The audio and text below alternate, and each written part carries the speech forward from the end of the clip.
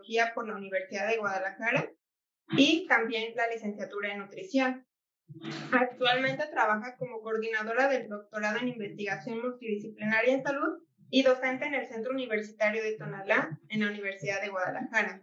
Es miembro nivel 1 del Sistema Nacional de Investigadores CONACYT y cuenta con una amplia experiencia profesional en lo que destacan más de 17 artículos publicados en los últimos 5 años. Muy bien, sin más que agregar, damos la bienvenida nuevamente a la doctora. Cedo la palabra, doctora. Muchas gracias, Perla. Muchas gracias por la invitación a ti y al Instituto NIM. Y pues agradecida también de que tenemos asistencia interesada en escuchar este tema de nutracéuticos. Y pues vamos a comenzar con este tema. Espero que les guste. Y pues al finalizar, como lo dijo Perla, cualquier duda estoy a la orden. Es un tema de nutracéuticos en enfermedades oncológicas y bueno, pues para comenzar, los nutracéuticos, digamos que se le conocen también como suplementos, aunque se puede decir que los nutracéuticos es una combinación entre el fármaco y que tiene un componente bioactivo extraído de los alimentos. Y pues digamos que esa combinación en el suplemento se le llama nutracéutico. Y es voy a hacer pequeñito aquí para poder ver. Es un alimento, aparte del alimento, que proporciona beneficios médicos para la salud, incluyendo la prevención y o el tratamiento de enfermedades. Y los nutracéuticos se utilizan en diferentes patologías. En esta ocasión les vamos a hablar sobre los tratamientos oncológicos. Y bueno, pues como también para ampliar un poquito la definición, estos nutracéuticos pueden ser en cápsulas, en polvo, en píldoras, incluso pueden ser en gel o en forma líquida. Y bueno, pues depende del componente bioactivo para que llegue bien y se pueda absorber bien en el cuerpo. Y bueno, pues también dentro de los organismos que regulan, se puede decir que regulan a los suplementos, está COFEPRIS y viene un apartado del etiquetado de suplementos alimenticios, donde pues, se cuidan las características que debe de contener el suplemento, en este caso el nutracéutico. Y nada más que es importante señalar que hay una leyenda que dice que es responsabilidad de quien lo recomienda o de quien lo usa. Entonces, esto se presta para que, digamos que cualquier persona pueda crear suplementos y comercializarlos, pero sí es muy importante que nosotros como profesionales de la salud cuidemos que estos nutracéuticos o suplementos estén con algún tipo de certificación y que además el componente bioactivo tenga evidencia científica. Yo a continuación les voy a decir de algunos componentes como el licopeno, el ajo que tiene lisina, entre otros. Y bueno, pues estos tienen evidencia científica, pero a la hora de crear el suplemento, pues digamos que el componente bioactivo tiene la evidencia científica, pero no se ha hecho en el suplemento como tal. Por eso es importante también la realización de ensayos clínicos, que pues sí falta mucho en este apartado de suplementos que tengan evidencia científica con relación a ese suplemento específicamente. A diferencia, por ejemplo, de los medicamentos sí tienen que pasar por rigurosos ensayos clínicos multicéntricos y que pues estos son costosos, ¿no? Entonces la industria farmacéutica absorbe estos gastos, a diferencia de los suplementos. Es la gran desventaja que se tiene. Y bueno, pues aquí en esta diapositiva podemos ver cómo está más o menos contenido la etiqueta que podemos nosotros revisar en cada suplemento. Y bueno, pues esta diapositiva nada más es como para comentarles que a lo largo de la presentación les voy a presentar el metaanálisis con relación a los componentes bioactivos y que bueno, pues estos son los que tienen mayor validez científica, puesto que están en la pirámide en el triangulito más alto, como pueden ver aquí arriba, a diferencia de informes de casos o ideas y opiniones que están en la base de la pirámide, ¿no? Entonces, mientras más arriba esté la pirámide, significa que tiene mayor validez científica. Dentro de los tipos de enfermedades oncológicas tenemos pues de diferentes, desde cáncer de mama, de pulmón, riñón, vejiga, entre otros. Y bueno, pues el nutriólogo es muy importante en esta evaluación del estado nutricio del paciente, sobre todo de los pacientes oncológicos. Y el objetivo es, nosotros como profesionales de la nutrición tenemos que vigilar que el paciente tenga un peso saludable, que conserve su fuerza muscular, mantener sanos los tejidos corporales y disminuir los efectos secundarios después de los tratamientos o de las quimioterapias que recibe el paciente, ¿no? Y se ha visto que del 40 al 80% de los pacientes tienen ya algún grado de malnutrición. Entonces, pues esto en la clínica hay diferentes test como el MOST o diferentes tipos de test que nosotros podemos utilizar para pues evaluar el grado de malnutrición. Dentro de los compuestos bioactivos que yo les voy a hablar están estos 6, como es curcumina, la alicina que se contiene en el ajo, el licopeno, quiero cambiar esta barrita porque me obstruye un poco aquí, ya. El resveratrol, el epigalocatequina que se encuentra en el matcha y té verde y los probióticos. Entonces, vamos a comenzar con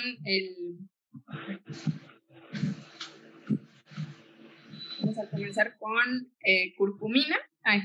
Esto anterior era de las presentaciones de las formas nutracéuticas. Cuando ustedes busquen, si les interesa algún suplemento, lo pueden buscar y hay diferentes presentaciones. Entonces, las dosis cambian y algunos tienen certificación, pues de calidad, ¿no? La curcumina, que es la primera con la que vamos a comenzar, esta se recomiendan más o menos 8 gramos al día, para tipos de cáncer de pulmón, páncreas, colon, cervical y de mama. La curcumina, como ustedes saben, es un potente antioxidante que se ha visto que tiene beneficios en múltiples enfermedades. También, por ejemplo, se ha visto que tiene síndrome metabólico, en diabetes, en obesidad, por su mecanismo de acción, ¿no? Tiene capacidad para inducir apoptosis en células cancerosas sin afectar a las células normales y inhibe la inflamación al interferir con el NF-κB y la modulación del crecimiento y proliferación celular. También inhibe la invasión celular mediante la regulación negativa de la expresión de COX-2 y la supresión del receptor del factor de crecimiento epidérmico. Se ha visto su mecanismo de acción. Aquí sí pueden ver, hay diferentes vías de señalización que, por ejemplo, el NF-κB o la COX, el emetor son vías de señalización procancerígenas que pueden proliferar las células cancerígenas. Y la curcumina, por ser un potente ataca y se va directamente a la mitocondria para que en ese mecanismo de óxido de reducción pueda ayudar a inhibir estas vías de señalización que son procancerígenas, ¿no? Entonces, pues como ustedes pueden ver, ataca esta curcumina en las diferentes vías de señalización y las que son antioxidantes las potencializa. En este metaanálisis nosotros podemos ver cuando son de ensayos clínicos, el rombito rojo que se ve aquí evalúa si está antes de la línea de en medio, significa que los ensayos clínicos tienen estadística significativa y que además varios estudios pues comprueban que estos ensayos clínicos funcionaron. Y si se fijan, aquí están las diferentes P significativas y la mayoría de los estudios se encuentran antes de los que son líneas significativas. Entonces, este metaanálisis nos puede comprobar que la curcumina es un regulador para disminuir los niveles de factor de necrosis tumoral alfa.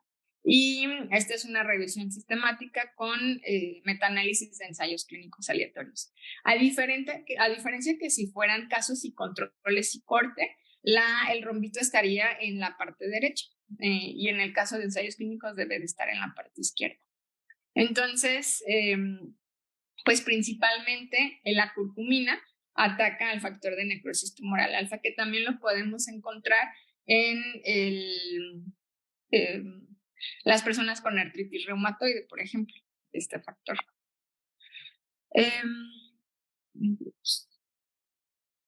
Quiero avanzar y no avanza. Allá. A continuación, el resveratrol. Este es un compuesto bioactivo que nosotros le podemos encontrar en el vino tinto, en las moras, en los cacahuates. Y bueno, pues tiene diferente grado de concentración en estos alimentos. Sin embargo, las cantidades que se requieren para que tenga un efecto terapéutico, se puede decir, es de 0.5 a 1 gramo de resveratrol. Incluso hay algunas recomendaciones de hasta 3 gramos por día. Por ejemplo, en síndrome metabólico hay algunos ensayos clínicos que reflejan que hasta 3 gramos de resveratrol. Sin embargo, aquí cabe mencionar que es mejor utilizar siempre de menor a mayor dosis para evaluar la tolerabilidad en los pacientes, porque en algunos casos pueden haber como, si los pacientes no están acostumbrados a consumir suplementos y de repente les dan una dosis muy elevada, pues pueden tener malestares gastrointestinales o incluso diarrea o inflamación. Entonces hay que evaluar la tolerabilidad en cada paciente. En el resveratrol entonces tenemos que se ha visto que tiene utilidad en los tipos de cáncer de mama, de útero, ovario, pulmón, próstata y cáncer colorectal. Y bueno, pues el mecanismo de acción es que inhibe la angiogénesis, alteraciones en el ciclo escolar, promueve la apoptosis sobre todo de células cancerosas, tiene efectos antioxidantes, inhibe la oncogénesis y las vías relacionadas con el cáncer como el NF-κB. Y dentro del mecanismo de acción podemos ver cómo el resveratrol aquí al final se ve que disminuye la resistencia terapéutica, porque también se ha visto que los pacientes con cáncer, de repente, pues de tantos medicamentos pueden crear una resistencia terapéutica. ¿Qué quiere decir esto? Que toman el medicamento y ya no está haciendo el efecto terapéutico, ¿no? Entonces, el resveratrol se ha visto que mejora en esa resistencia terapéutica y que además ataca la vía del mTOR, que es digamos que provoca la proliferación de células cancerosas y bueno, a través de las vías también antioxidantes mejora por las vías antioxidantes mejora y disminuye las vías que generan apoptosis. Y en esta revisión sistemática también esta se hizo en modelo animal y es como los ensayos clínicos, pero más bien en este caso son preclínicos. Y se ha visto, aquí podemos ver igual en el rombo, cómo tiene significancia estadística en diferentes estudios, donde evalúan el efecto protector del resveratrol sobre la lesión de múltiples órganos inducida por sepsis. Entonces, este metaanálisis también se ve como el factor de necrosis tumoral alfa se reduce significativamente por el resveratrol y pues que tiene un intervalo de confianza que le da ese potencia estadística para que demuestra que el resveratrol funciona. En cuanto a la lisina, pasando ya a otro compuesto bioactivo, tenemos que la lisina es un compuesto que se encuentra en el ajo.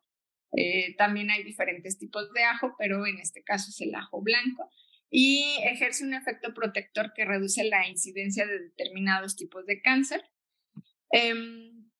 La alicina también al degradarse se convierte en alina y cuando es machacado y triturado es cuando se transforma en alicina y se considera que 1 miligramo de alina equivale a 0.45 gramos de alicina, o sea, prácticamente la mitad de alicina cuando se tritura, ¿no?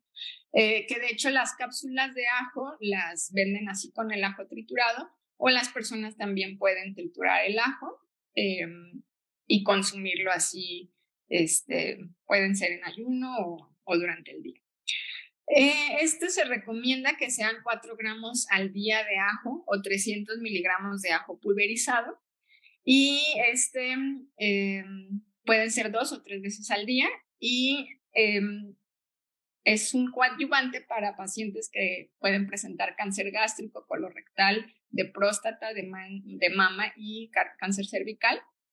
Dentro de su mecanismo de acción es un captador de radicales libres, incrementa los valores de glutatión, incrementa o modula la actividad de las enzimas como glutatión, transferasa y catalasa, y el mecanismo de reparación de ADN y prevención de daño cromosómico. En esta imagen se puede ver que la alicina tiene un efecto anticancerígeno en los compuestos bioactivos del ajo en las diferentes etapas de la progresión del cáncer. Y en la etapa de progresión, la supresión de fitoquímicos impide el crecimiento o la metástasis de los tumores al cambiar de comportamientos celulares, incluida la antiproliferación, la apoptosis y la inmunocompetencia.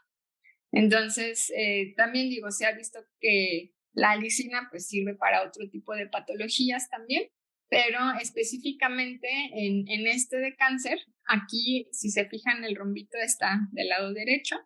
Esto es de que se hizo en estudios de corte y casos y controles, y pues todos se ve cómo mejoró específicamente el riesgo de cáncer gástrico para las personas que consumieron ajo. Y el cáncer gástrico, infección por Helicobacter pylori específicamente. Entonces, este tipo de estudios o los metaanálisis nos ayudan también a revisar y a comprobar que los diferentes estudios tuvieron esta potencia estadísticamente significativa. Pasando al epigalocatequina, que se encuentra en el té verde principalmente.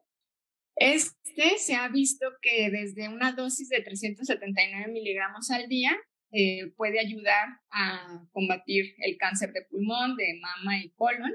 Y dentro de su mecanismo de acción tenemos que restablecer la expresión del receptor alfa de estrógenos mediante mecanismos de regulación epigenética. Hay una reducción del crecimiento de células cancerígenas de pulmón mediante una sobreregulación de la expresión del RNA, del MIR, y la reducción de estimulación estrogénica y quimiotáxica, inhibiendo la actividad de los citocromos de la familia 1. Así como también reduce la expresión del factor de transcripción NF-κB, como prácticamente todos los anteriores que también inhiben la expresión de este factor y su actividad transcripcional en los diferentes procesos inflamatorios. Entonces, si se fijan no sé si han leído también que el té verde ayuda mucho para las personas con obesidad y todos los procesos inflamatorios, como lo que es la artritis reumatoide también. Y pues en las diferentes patologías, digamos que se comprueba por el mecanismo de acción que tienen estos compuestos bioactivos, y es principalmente porque son potentes antioxidantes, y eso hace que ayuden en las vías de señalización. Y por ejemplo, actúa en las vías de las MAPsinasas. Estas son unas vías que promueven el metabolismo y bueno, pues en la mitocondria también podemos encontrar diferentes vías de señalización. Y bueno, la mitocondria pues la encargada sobre todo de estos procesos de óxido de reducción, y pues mientras mejor esté la mitocondria con mayor cantidad de antioxidantes, eso va a hacer que la célula esté más activa y pues digamos que todas las enfermedades que son a causa de los procesos inflamatorios mejoren en las diferentes patologías. En este caso, en cuestión de cáncer con epigalocatequina, hay una revisión sistemática donde mejoran tanto en estudios de corte como casos y control en cáncer de mama, y se puede ver cómo el té verde de 2 a 3 tazas al día ya se ve una mejoría en estos pacientes. Sin embargo, también hay que considerar, por ejemplo, los pacientes que consumen hasta 3 tazas de té verde al día pueden tener, porque es un sabor amargo, pueden tener algún tipo de reflujo o sea, que a la larga ya no les guste estar tomando té verde. Sin embargo, es lo que les comentaba, que hay que evaluar la tolerabilidad. En este caso pueden empezar con una taza, después de una semana o dos la aumentan a 2 tazas y así, hasta que continúe con sus 3 tazas. Y pues a lo largo de 1 mes a 3 meses, que es cuando se ven mejor los resultados, pues que el paciente siga teniendo esa tolerabilidad, ¿no? Y sobre todo hay que ver que el té verde pues no tenga, por ejemplo, que no le agreguen miel o que no le agreguen sustitutos de azúcar. Y incluso puede ser caliente o a temperatura ambiente y se sigan mostrando los efectos terapéuticos. También tenemos un metaanálisis del té verde, donde se muestra cómo restaura la expresión del receptor de estrógeno, modulando los eventos epigenéticos en la línea de cáncer de mama. Y bueno, esto es en cáncer de mama, pero como les decía, también se ha mostrado que la epigalocatequina ayuda mucho en el síndrome metabólico, en pacientes con obesidad, artritis reumatoide. Y bueno, pues que es muy importante, como les decía, que nosotros estemos revisando que la información de los componentes bioactivos tenga sustento científico en metaanálisis específicamente. Y bueno, pues aquí se puede ver también en esta gráfica, igual lo del rombito, que en este caso fueron estudios de corte y casos y controles. Aquí tenemos el riesgo relativo y bueno, pues en el año en el que se elaboró el estudio. A continuación les voy a hablar del licopeno. El licopeno, como ustedes saben, pues es lo que le da el color rojo a las verduras y a las frutas. En este caso, por ejemplo, el jitomate.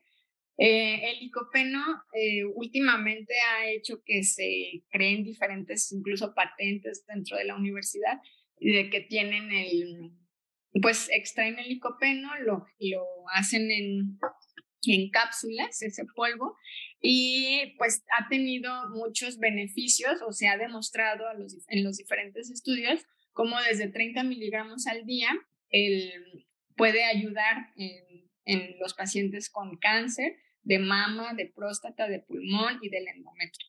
Cabe mencionar que, pues, digamos que estos nutracéuticos evidentemente ayudan, pero no sustituyen para nada a los medicamentos. Es muy importante que los pacientes, si lo llegan a consumir, pues que sepan que es un coadyuvante. En ningún momento va a sustituir al medicamento. Y bueno, el mecanismo de acción del licopeno es que inhibe el crecimiento de células cancerosas, como prácticamente todos los anteriores.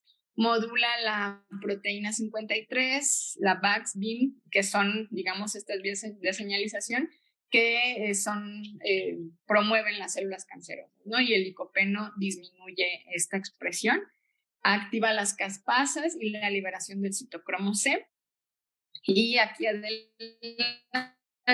también tenemos este esquema, como el mecanismo de acción del licopeno es que disminuye el daño oxidativo, es un potente antioxidante, disminuye el estrés oxidativo, disminuye las especies reactivas de oxígeno, el riesgo de cáncer, las enfermedades crónicas, la ruta metabólica, la modulación hormonal y sistema inmune, la regulación y función genética, aumenta los niveles de licopeno en sangre y tejidos.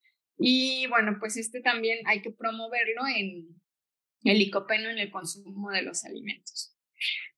En este metaanálisis también se puede ver cómo el licopeno demuestra una disminución en cáncer de próstata. Y igual volvemos a lo de los ensayos clínicos que se encuentran antes de esta línea de en medio. Todos estos estudios mostraron una significancia estadística y bueno, se puede ver cómo en estos pacientes con cáncer de próstata mejoró.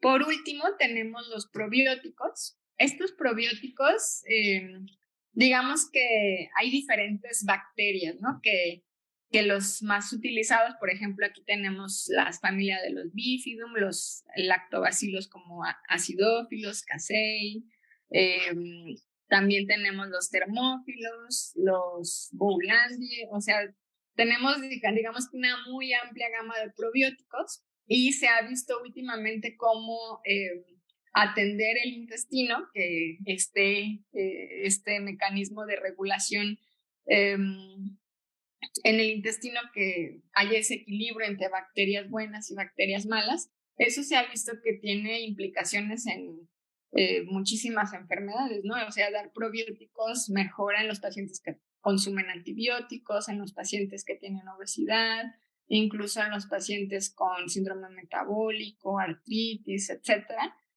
Pues ya se ha estudiado mucho a la microbiota intestinal y los probióticos definitivamente son una opción para múltiples patologías, ¿no? Además de ser un alimento natural que pueden encontrar en el yogur, en el kefir, kombucha, etc. La dosis que se recomienda es de 225 gramos al día. Pueden ser más, pero al menos 225 gramos. Y combate, o sea, ha visto que tiene evidencia en cáncer de colon, mama, gástrico y de pulmón. Y dentro de su mecanismo de acción tenemos efectos antiinflamatorios de los probióticos. Pueden prevenir el desarrollo de cáncer a través de mecanismos dispares. Modula la ciclooxigenasa, modula la expresión del NF-κB, eleva los niveles de la inmunoglobulina A, es decir, para mejorar nuestro sistema inmune, inhibe directamente la formación de células tumorales y algunas bacterias pueden unirse o inactivar a el carcinoma. En no sé si se alcance a ver, bueno, pues tenemos los enterocitos tanto en intestino delgado como, en el intestino grueso. Y aquí lo que hace es inhibir las vías de las caspasas, las interleucinas, el factor de necrosis tumoral alfa, y también disminuye los niveles de procaspasas, interleucinas, que todos estos son citocinas que generan inflamación. Entonces, cuando un probiótico o un compuesto activo es lo contrario a la expresión de estas citocinas proinflamatorias, pues siempre van a ser beneficiosas. También produce el beta-glucano, el ácido linoleico, y pues digamos que los probióticos, ustedes saben que tiene diferentes beneficios terapéuticos. Dentro de esta revisión sistemática y metaanálisis, podemos ver cómo también los probióticos previenen y también se utilizan en el tratamiento de cáncer de mucositis oral inducida por la terapia. Y bueno, pues aquí no hay muchos estudios, pero sí se alcanza a ver una tendencia en estos ensayos clínicos. Me parece nomás son 2, pero ambos, no son ensayos clínicos, son estudios de corte y casos y control. Y por mi parte sería todo. No sé si tengan alguna duda o comentario.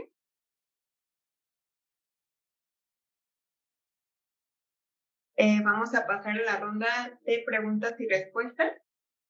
Tendrá una duración de 10 minutos. En caso de no dar respuesta a todas sus preguntas, nos estaremos comunicando con ustedes por mensaje para darles respuesta. Tenemos una duda que nos escribieron por Facebook y mencionan si la curcumina puede estar indicada en pacientes con enfermedad renal o si existe alguna contraindicación. Bueno, en los pacientes con enfermedad renal, recordemos que hay 5 etapas. Cuando ya están en hemodiálisis, en la etapa 5, en la fase 5, ahí sí habría que checarlo con el médico porque casi prácticamente el 95% de los medicamentos o suplementos que son por vía oral se eliminan vía renal. O sea, todos en algún momento tienen que pasar por hígado y llegar al riñón, y depende de cómo esté el riñón es si conviene o no. Entonces, si están en fase 5, yo me limitaría a que mejor el nefrólogo les indique porque depende mucho cómo está funcionando su riñón. Muy bien, muchas gracias, doctora. Tenemos otra pregunta. ¿Cuáles son las cepas que podría recomendar para los pacientes oncológicos? Y no sé si tiene alguna dosis recomendada de la cepa. ¿Se refieren a los probióticos? Sí, a los probióticos. Sí, bueno, digamos que los 225 gramos que decía la presentación no especifica la cepa, como les digo, hay una familia muy enorme de tipos de probióticos. Más bien se tendría que revisar como cepa por cepa, a ver cuál es mejor que otra. Sin embargo, yo preferiría o sea, sí, no tanto por cepa, sino más bien los alimentos de consumo como el yogur, el kefir, la kombucha, que tienen probióticos naturales, incluyendo hasta el tejuino, el tepache, pues son como productos naturales. Y pues porque también hay probióticos y simbióticos a la venta, como el cinuberase o la enterogermina, que son, digamos, más farmacológicos. Pero pues así que alguna cepa como tal específica, pues no hay algún estudio que indique alguna en especial para cáncer, ¿no? Pero digamos que en general los probióticos sí tienen un beneficio terapéutico. Muy bien, muchas gracias. Pasamos a la siguiente.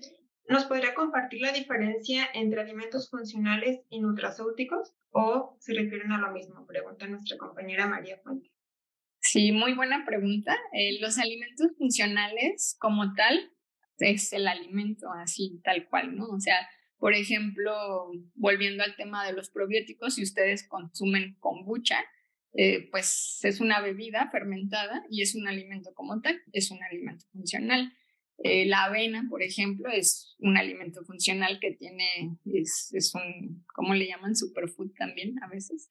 Pero el nutracéutico es una presentación farmacéutica que puede ser en cápsula, en tableta, en líquido, en gel, pero es como tal como un suplemento que debe tener un compuesto bioactivo extraído de algo de nutrición, como el licopeno se extrae del jitomate, pero a lo mejor el jitomate como tal es el alimento funcional.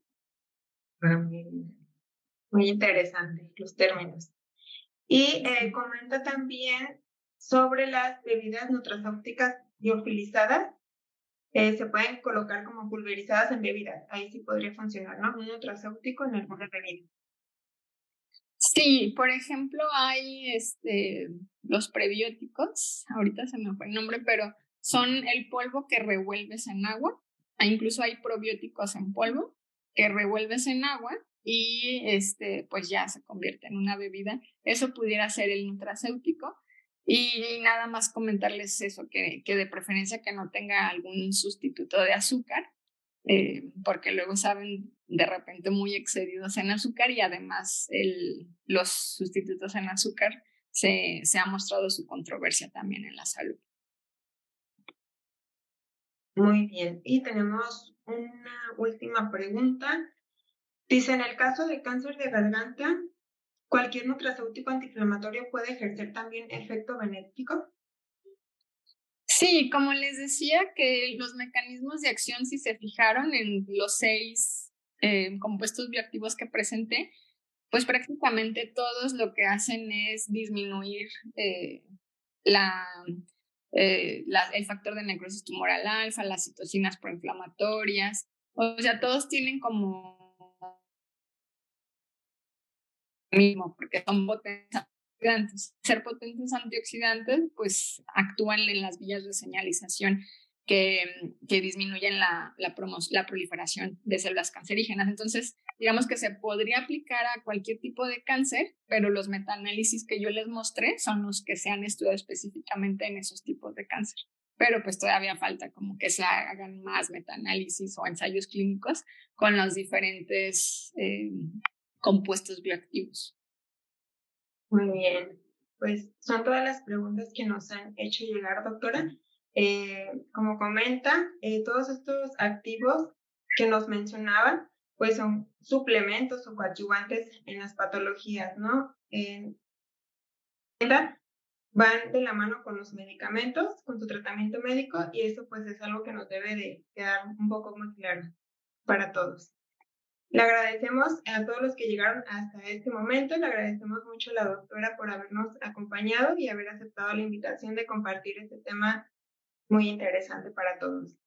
Les voy a compartir por mensaje el link de la encuesta de satisfacción para que todos nos apoyen en dar respuesta, y cuando finalice la encuesta de satisfacción se les va a enviar el link para descargar su constancia de participación. Entonces será necesario que nos apoyen con la encuesta de satisfacción. Se las comparto en un momento por mensaje.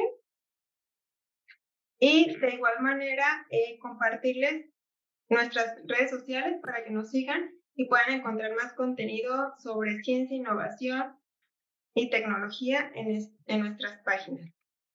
Entonces, de nuestra parte es todo. Agradecemos a todos los que nos acompañaron hasta finalizar esta ponencia. Hasta luego, maestra. Muchas gracias a todos. Que estén muy bien. Gracias.